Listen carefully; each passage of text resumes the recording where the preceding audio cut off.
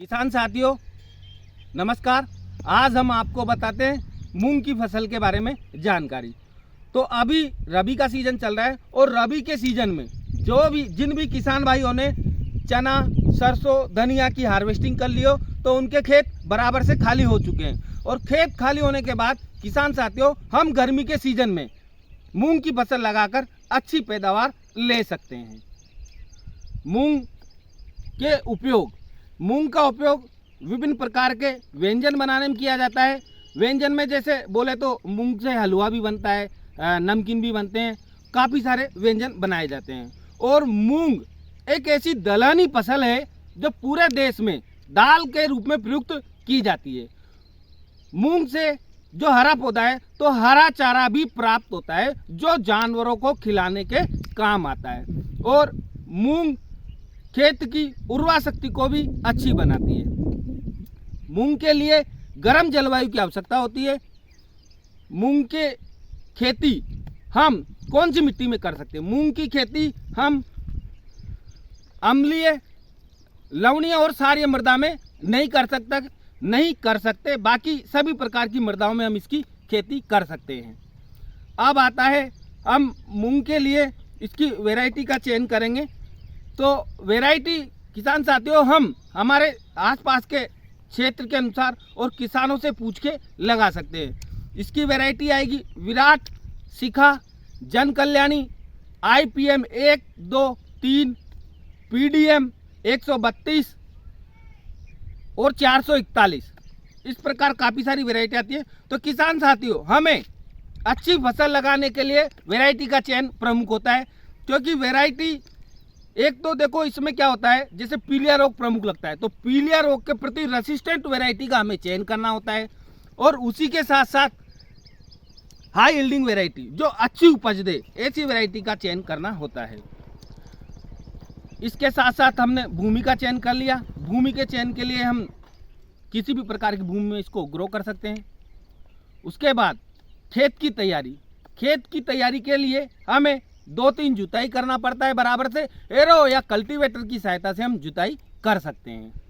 फिर हम इसकी बुआई करेंगे। तो बुआई करने के लिए हमें साथियों मूंग की बीज दर 20 से 25 किलो 1 हेक्टेयर क्षेत्र में लेनी पड़ेगी।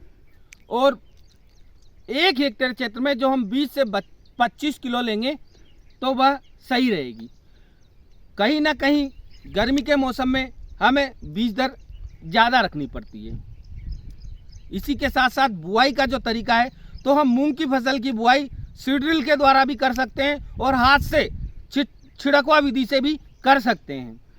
बुआई के बाद फिर हम इसमें जो बीज लेंगे उस बीज को हम पहले बीज उपचार करेंगे और बीज उपचार करने के बाद ही हम इसकी बुआई करेंगे। तो बीज उपचार हम कार्बेंडाजिम प्लस मैंकोजेब उससे कर सकते हैं। और उसी के साथ साथ थायोमेथोक्सोम आता है जो 25 एफएस में इंसेक्टिसाइड सकिंग पेस्ट के लिए। तो इन दोनों को फंजीसाइड प्लस इंसेक्टिसाइड दोनों के मिश्रण से हम बीज उपचार कर लेंगे। बीज की बुआई कर देंगे। बुआई करने के बाद हमारी फसल 15 से 20 दिन की होती है। तो 20 दिन पे इसमें खरपतवार दिखेंगे हमें।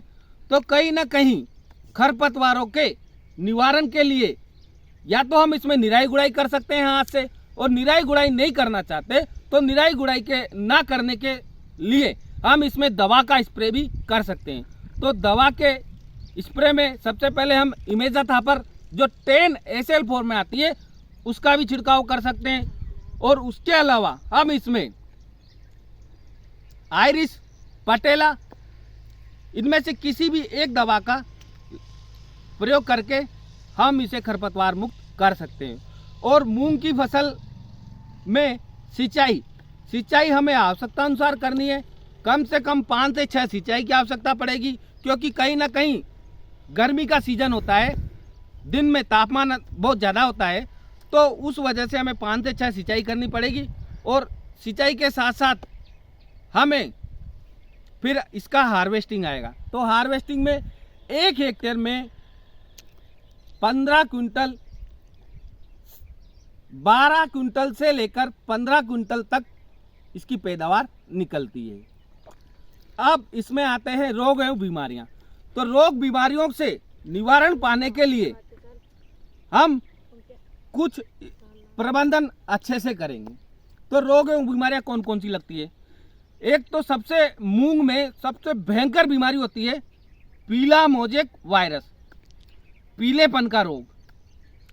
उसी के साथ साथ इसमें पाउडर मिल्ड्यू भी लगता है।